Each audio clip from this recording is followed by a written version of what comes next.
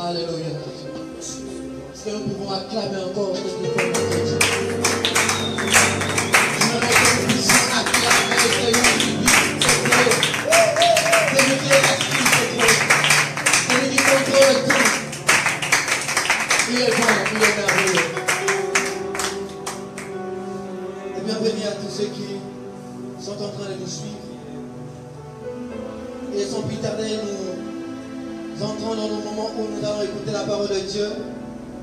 Nous allons lire la parole de Dieu dans 1 Pierre, dans l'épître d'1 Pierre.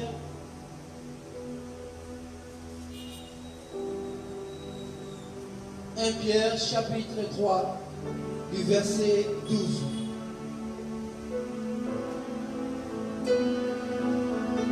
La parole de Dieu, 1 Pierre 3.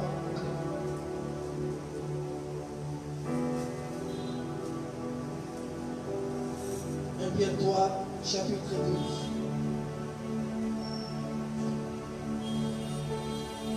Et l'on lit aussi dans Jacques 5,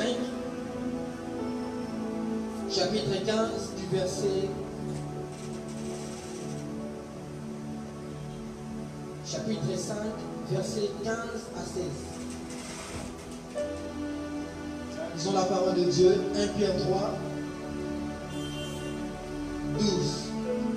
Car les yeux du Seigneur sont sur le juste, et ses oreilles sont attentives à leurs prières. Mais la face du Seigneur est contre ceux qui font le mal. Car les yeux du Seigneur sont sur le juste, et ses oreilles sont attentives à leurs prières. Mais la face du Seigneur est contre ceux qui font le mal. Jacques chapitre 5, du verset 15 à 16, nous lisons au nom de Jésus. La prière de la foi sauvera le malade, et le Seigneur le relèvera, et s'il a commis le péché, il lui sera pardonné. Confessez donc vos péchés les uns aux autres, et priez les uns pour les autres, afin que vous soyez guéris. La prière fervente du juste a une grande efficacité. Est-ce que nous pouvons acclamer Dieu pour cette parole?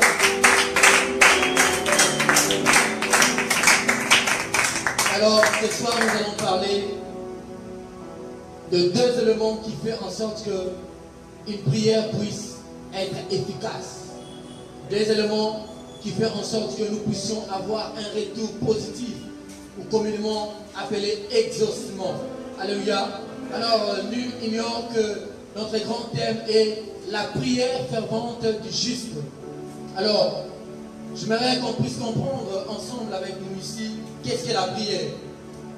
La prière, bien aimé dans le Seigneur, c'est l'action de communiquer avec Dieu. C'est l'action de parler avec Dieu. Et bien entendu, afin d'attendre quelque chose en retour. Et lorsque nous prions, c'est on communique ou on fait voir à Dieu nos besoins, afin en retour que nous puissions avoir une réaction positive de la part de notre Dieu, qui est l'exaucement. Alors, comme je disais tantôt, aujourd'hui nous allons vraiment nous marteler sur ces deux éléments qui font en sorte qu'une prière puisse être efficace ou que nous puissions avoir des résultats.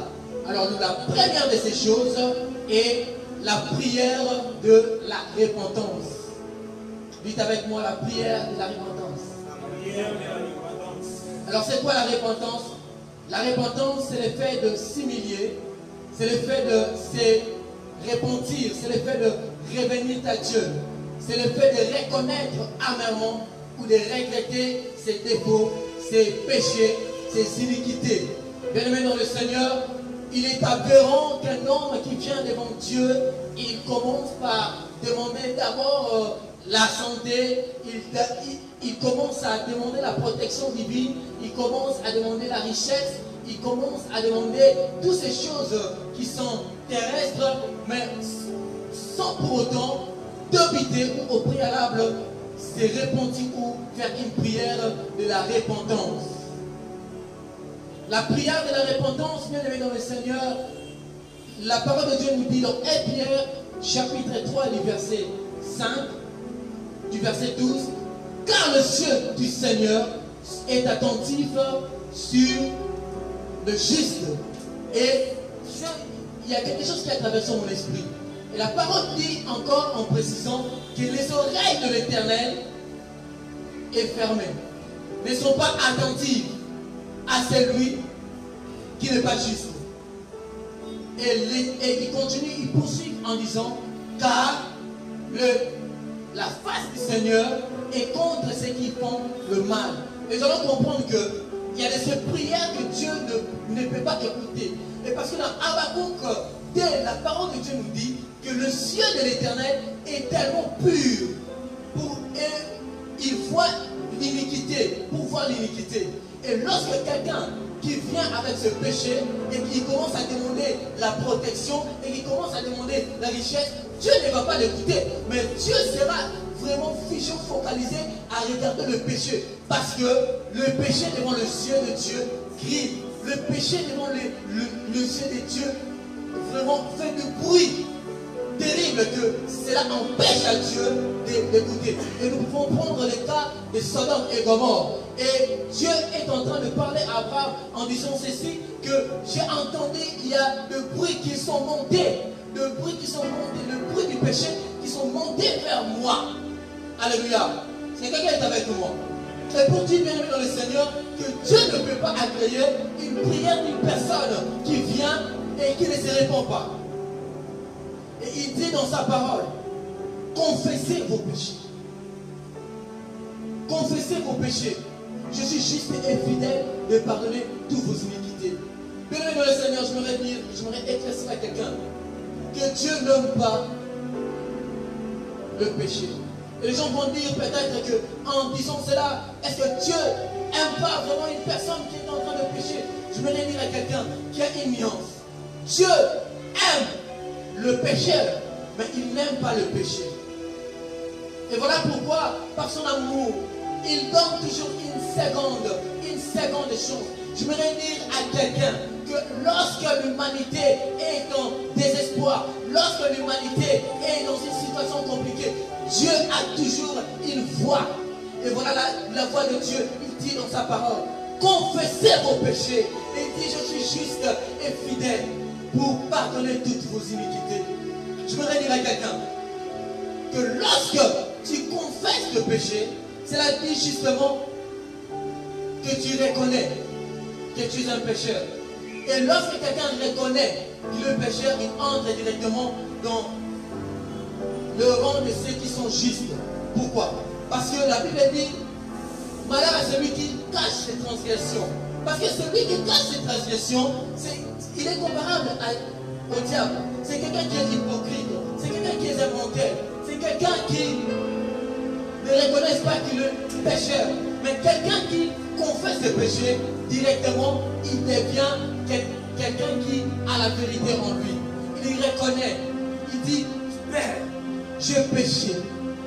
Je suis reconnaissant que ce que je lui ai fait t'a vraiment blessé. T'a vraiment fait mal. Et Dieu, qu'est-ce qu'il fait? Il prend seulement cet homme qui est entré dans une position de justesse et il lui fait entrer dans sa justice. Quelle est sa justice? Qui est le sang, qui est la croix, qui est Golgotha. Parce que la parole de Dieu nous dit que Jésus-Christ nous a justifiés de toute iniquité. Alors lorsque tu dévoiles de péché, directement tu deviens juste. Et Dieu te prend, t'associe à l'œuvre de la croix, à l'œuvre qui nous justifie. Parce que là-bas à la croix, Jésus-Christ a eu à vaincre le péché. À la croix, Jésus-Christ a eu à crucifier le péché. Qui comprend? Bien aimé dans le Seigneur, le fait de se repentir, c'est aussi le fait de revenir à Dieu. Dieu, il dit dans sa parole, dans l'Ancien Testament, il dit à son peuple, Israël, il a envoyé une parole à son prophète en disant, dites à ce peuple de revenir à moi. Il dit, revenez à moi, et moi je ferai quoi? Je reviendrai à vous. Et je établirai une alliance nouvelle. Et vous deviendrez mon peuple. Et moi, je serai qui? Votre Dieu. revenir, c'est le fait simplement de s'humilier devant la face de Dieu. C'est le fait de reconnaître qu'on avait un chemin qui était bien, mais qu'on s'est détourné de ces chemins-là, qu'on a tourné le dos à Dieu, et que nous devons revenir à Dieu. Et lorsque nous revenons vers Dieu, nous nous disons en nous-mêmes, Père, nous avons reconnu que le chemin que nous avons eu à emprunter, c'était un mauvais chemin. Et voilà pourquoi nous sommes venus nous repentir. Nous sommes venus confesser en disant que Dieu a raison. Bien-aimé dans le Seigneur, je vais dire à quelqu'un que Dieu a toujours raison. Et Dieu nous dit de ne point pécher. Et parce que quand Dieu dit quelque chose, c'est qu'il y a la vérité. C'est qu'il y a quelque chose de bon dedans. Alors quand toi tu te détournes, fais vite de revenir. Parce que le fait de revenir, bien-aimé dans le Seigneur, c'est cela, la repentance. C'est cela la repentance. Et il dit encore que ce peuple, j'établirai une alliance. Bien-aimé dans le Seigneur, nous avons une alliance avec Dieu. À la croix, Jésus-Christ a rétabli la connexion qui a été coupée entre Dieu et les hommes. Nous avons connu que la parole de Dieu nous dit tous ont péché et sont privés de la gloire de Dieu. Alors, quelle œuvre qui fait en sorte que nous puissions revenir à Dieu?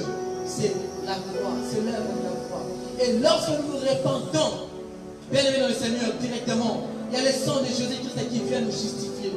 Il y a le sang de Jésus-Christ qui vient nous nettoyer. Il y a le sang de Jésus-Christ qui fait en sorte que nous puissions maintenant appartenir à l'alliance de Dieu. Parce qu'il dit dans sa parole, saint comme je suis, je voudrais que vous puissiez être saints aussi, comme cela. Alors une fois que tu te répands de tes péchés, directement tu entres dans l'alliance de Jésus-Christ qui a eu affaire avec Dieu au Golgotha. Amen. Bien-aimé dans le Seigneur, Golgotha, le sang qui est coulé à Golgotha, c'est ce sang-là qui nous purifie. C'est ce sang-là qui nous rend propres devant Dieu. Lorsque nous repentons de son péché, de nos péchés. Et il dit encore, dites-leur qu'en faisant cela, ils deviendront mon peuple. Et moi je deviendrai leur Dieu.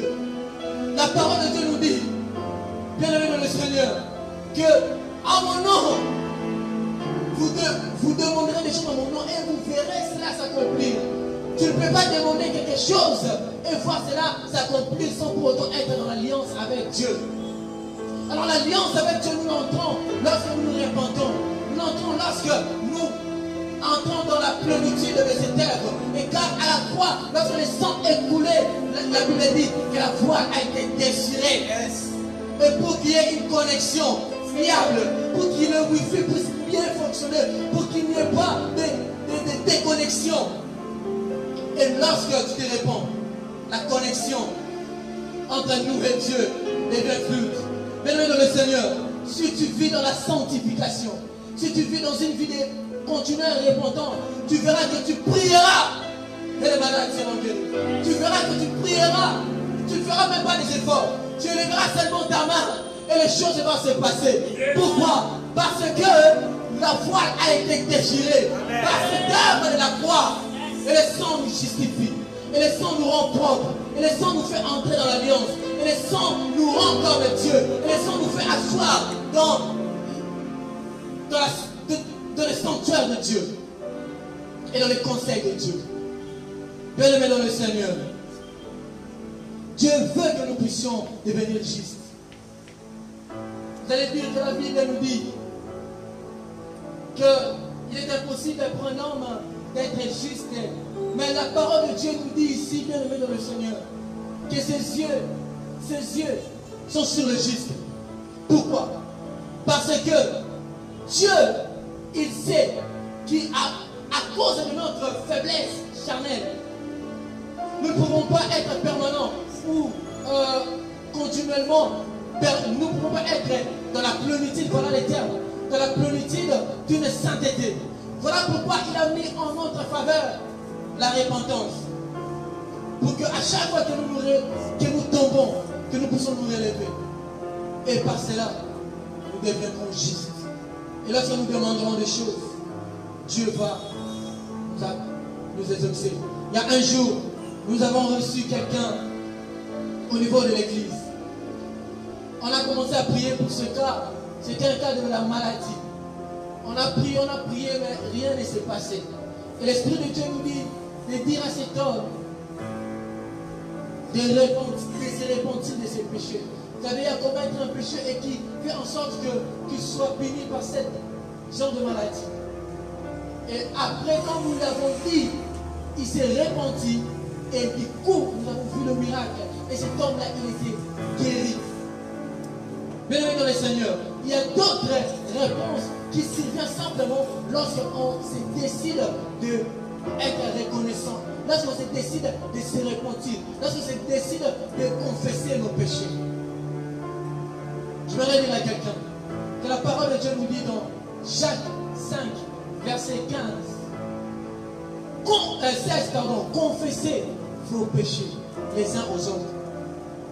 Confessez vos péchés les uns aux autres. Priez les uns aux autres. Et je vous guérirai. Et dans Jacques 5, la parole de Dieu nous dit, la prière de la foi sauvera les malades. Et voilà, la deuxième des choses est la prière de la foi. La parole précise que la prière de la foi guérit les malades. Où peut-on nous chercher la définition de la foi? Nous pouvons que le trouver dans la parole de Dieu. La parole de Dieu nous dit dans Hébreux 11, verset 1er. Or la foi est la ferme assurance des choses qu'on espère. Des choses qu'on ne voit pas. Jésus dit à ses disciples, si vous avez la foi, ne faites qu'une petite foi, vous êtes capable, comme cette fruit de graine de sélève, vous êtes capable de dire à cette montagne, transporte-toi de cette montagne, de ce côté-ci, et va te mettre de ce côté-là. Pour dire que, bien aimé dans le Seigneur, la foi est la ferme assurance. La foi fait en sorte que tes prières soient exaucées. Je vais entrer en profondeur. Hébreux 11, 6. La parole de Dieu nous dit, or sans la foi, nous ne pouvons pas être agréables à Dieu. Pourquoi? Parce que lui, il est le rémunérateur de ceux qui lui cherchent. Alléluia. Sans la foi, bien aimé dans le Seigneur, tu ne peux pas être agréable à Dieu. Sans la foi, tu ne peux pas voir ta prière être exaucée. Sans la foi, tu ne peux pas voir des miracles extraordinaires dans ta vie. Tu ne peux pas voir des prodiges. Tous ceux qui voient des choses extraordinaires, surnaturelles, ce sont ceux-là qui opèrent avec la foi. Je voudrais dire à quelqu'un que nos billets de banque peuvent tout acheter dans le monde.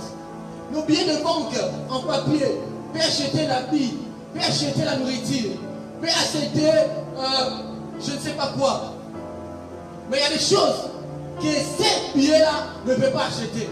Mais or la foi, elle est la monnaie qui achète tout. Yes. La foi, elle est la monnaie qui achète même la santé. Yes. Elle est la monnaie qui achète même la vie. Yes. Bon Dieu, bien aimé, montre-moi là où il y a la mort.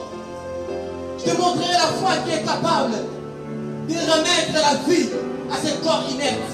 Yes. La foi est capable de tout acheter. Et même quand le monde est en panique, et même quand le monde dit que cette pandémie n'a pas de solution et que cette maladie est incurable, je voudrais te dire maintenant dans le Seigneur que la foi rend cette maladie curable.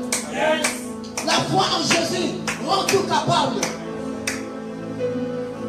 Dans le dictionnaire de la foi, il n'y a pas le mot impossibilité. Dans le dictionnaire de la foi, il n'y a pas le mot incapacité. Car la foi te fait entrer dans un environnement de tout accompli et de délestal. La foi te fait entrer dans un climat de toutes possibilités. Avec tout ce que nous avons ici dans le monde. Et voilà pourquoi vous allez voir que le monde, avec tous les scientifiques, avec tous les médecins qu'ils ont, Mais cette maladie, il n'arrive pas. Il n'arrive pas à trouver le remède. Mais je voudrais te dire que nous avons la foi en Jésus et nous avons déjà notre remède. Parce que notre remède c'est Jésus. Notre remède c'est la foi que nous avons mis en Jésus. Je voudrais te dire, il y a des ceux-là qui sont morts avec cette maladie. Mais il y a des ceux-là aussi qui ont été atteints de cette maladie. Et après 3 jours, ils ont été guéris. Pourquoi? Parce qu'ils avaient mis leur foi en action. Je voudrais dire à quelqu'un, mets ta foi en action. Ne mets pas ta foi dans les désinfectants. Ne mets pas ta foi dans des mesures préventives. Tout ça c'est bien, mais ne mets pas ta foi. Tout cela ne va pas te sauver. Tout cela ne va pas te guérir.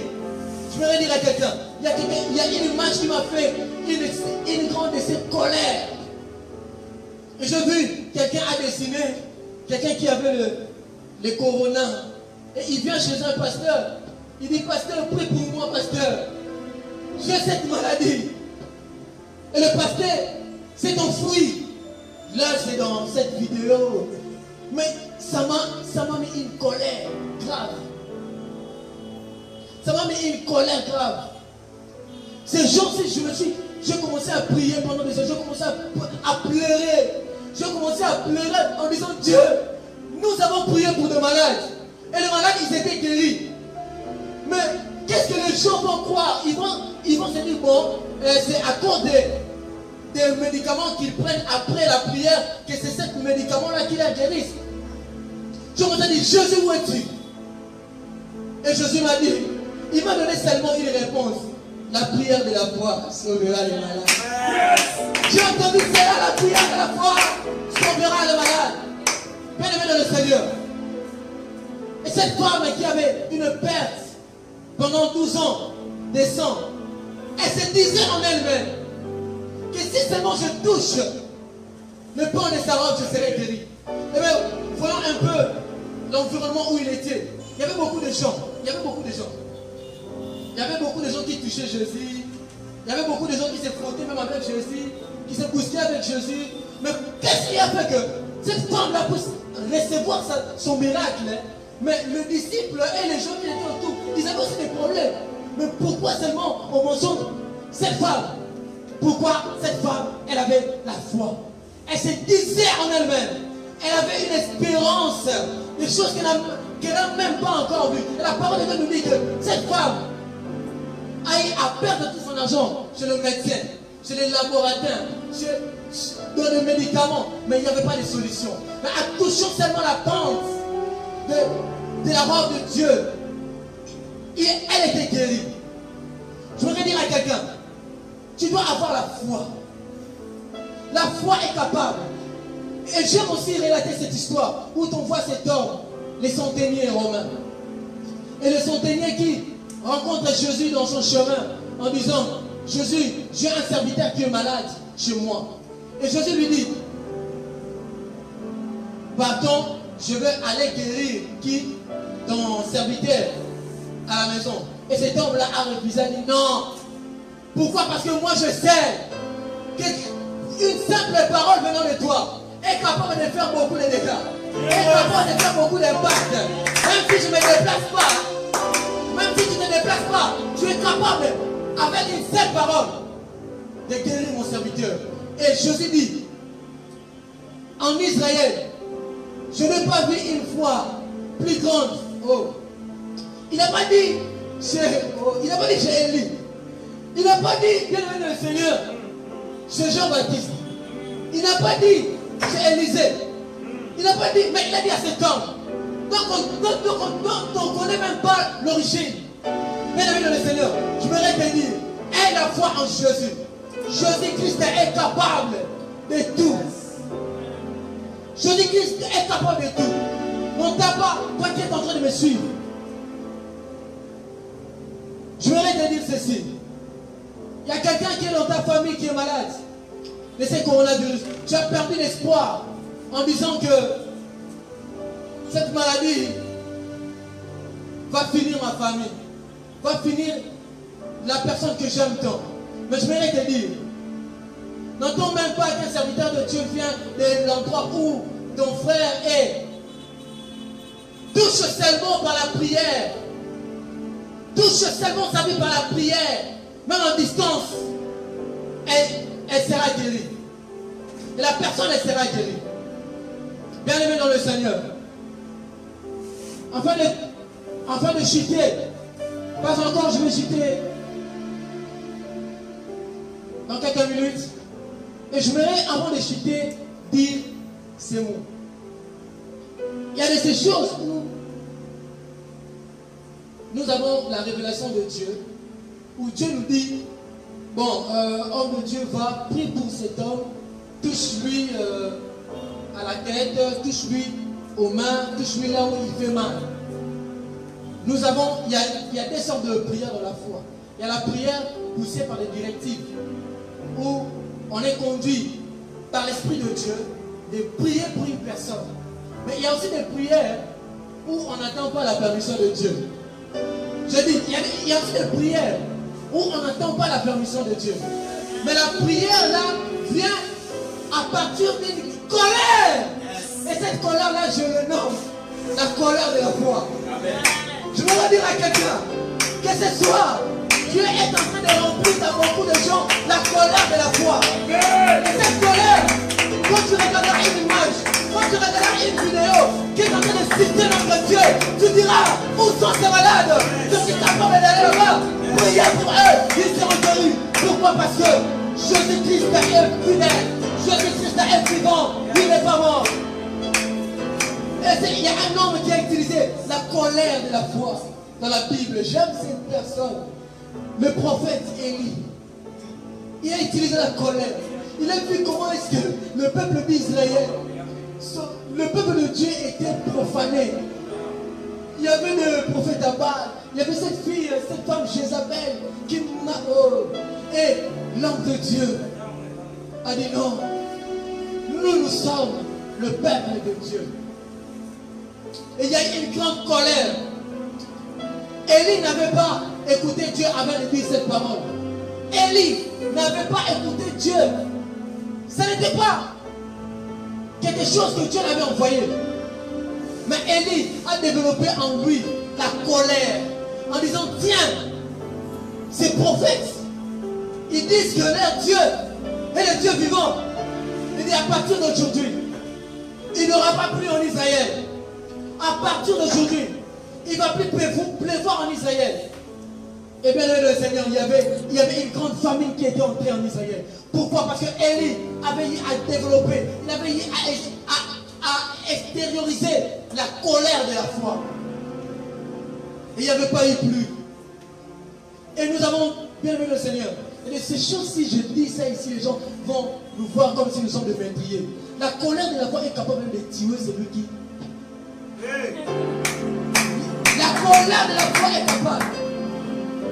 Quand quelqu'un est en train de dire, est en train de se moquer de notre Dieu, voilà pourquoi il ne faut pas blaguer avec le nom de Dieu. Parce qu'il y a ces sortes de Dieu là qui ont la colère de la foi. Et quand tu te moques avec son Dieu, il peut dire une parole et ta vie sont finies. Et vous avez vu le sort des prophètes à Baal. Bien-aimé dans le Seigneur, si ce soir j'aimerais qu'on puisse retenir quelque chose, c'est celui de développer ton nom, l'esprit de la repentance continuelle. Développer ton nom, l'esprit de la prière de la foi. Et ajouter encore à l'esprit de la prière de la foi, la colère de la foi. Face à cette pandémie, face à cette réalité qui est en train de faire peur, même à des chrétiens. Non, il faut utiliser la colère de la foi. Maintenant, avec la colère de la foi, je déclare dans ce virus, tu es maudit au nom de Jésus. Je maudis ce virus corona. Dans ce pays, le Congo, dans ce pays, la RDC, ils sauront qu'il y a des serviteurs de Dieu dans ce pays. En Afrique et dans le monde, je suis en train de détruire la sémence des coronavirus. Toi qui fais le mal à nos églises, toi qui veux pas que nous puissions adorer notre Dieu ensemble, même nos frères et sœurs, je démolis. Je démolis. Dans l'espoir qui suit, on n'entendra plus parler de toi. Pourquoi j'ai autant de colère contre cette maladie? Pourquoi? Parce que cette maladie pourra devenir la plus grande star que le nom de Jésus. Or, Jésus-Christ est la star. Quel est le Seigneur? Aucun nom peut être élevé au-dessus du nom de Jésus. On dit de cette grippe que ça devient une pandémie. Comprenez ma colère. La pandémie, c'est-à-dire que lorsqu'une grippe atteint un niveau international.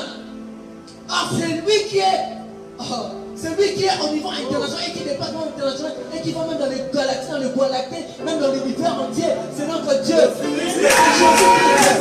Comme tu as voulu défier Jésus, comme tu as voulu prendre un nom au-dessus de tous les noms. Tous les jours en Facebook, on parle de Covid-19. Maintenant, je te démobilise, je te fragilise, je te désarme. Au nom puissant, le lui qui a racine, le nom au-dessus de tous les noms. C'est le nom, c'est Jésus. Bien-aimés dans le Seigneur, et en notre foi à Jésus. Même si la réalité semble ne pas être comme si ce que nous voulons voir, continuons à fixer notre regard vers Jésus. Soyons comme Pierre, ne soyons pas comme Pierre. Lorsque Jésus lui a dit, viens, marche, il a commencé à marcher par la foi. Mais un instant, il a perdu la foi. Il a commencé à regarder la tempête. Il a commencé à regarder la mer. Il a commencé à regarder tout ce qui était tout autour de lui. Mais dans le Seigneur, c'est que la foi ne veut pas, c'est d'accepter toutes sortes d'informations. Moi, je peux tout accepter, mais coronavirus ne m'atteindra pas. Coronavirus ne t'atteindra pas. Coronavirus ne nous atteindra pas au nom de Jésus. Bien-aimé dans le Seigneur, la foi, c'est le fait de refuser toutes sortes d'informations qu'on nous voit la réalité. Fixons nos regards vers Jésus. Et quand Pierre a commencé à regarder ce qui était comme information que la nature lui envoyait, il commençait à couler. Fixons notre regard à Jésus. Alors j'aimerais qu'on puisse prier ce soir. Et que Dieu